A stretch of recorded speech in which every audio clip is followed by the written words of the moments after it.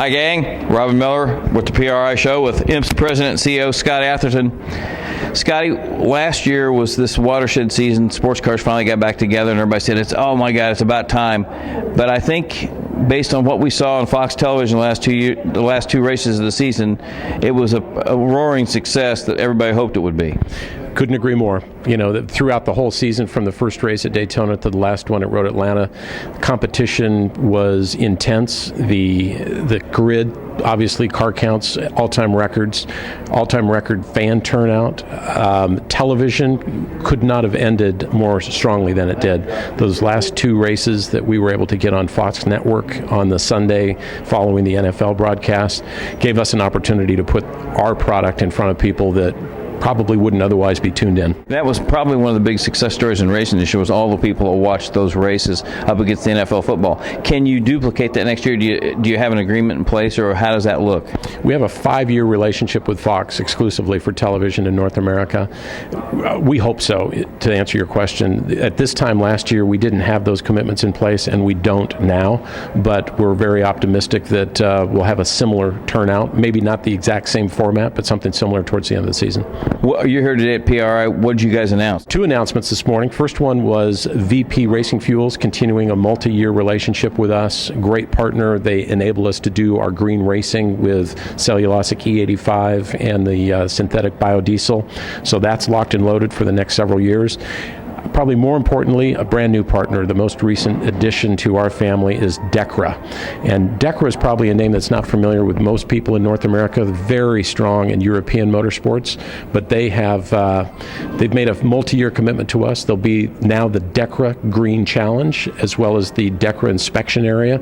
So official partner of IMSA and the TUDOR Championship.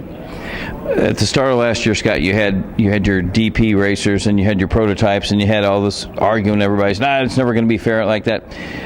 Talk about getting through the rough bumps, because by the end of the year, I didn't hear all the bitching I heard at the start of the season. Yeah, you're right. And credit where credit's due. It belongs to Scott Elkins and his technical team of taking a Daytona prototype and a Le Mans prototype P2 car from the American Le Mans Series and truly matching their ability. Not just matching the lap time, but making them competitive with each other for position on the track.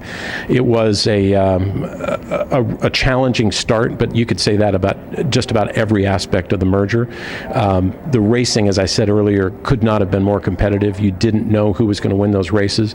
We had 3 out of 4 championships go down to the last turns of the last laps of the last race. Couldn't have been better, and I think you'll see that continue in 15.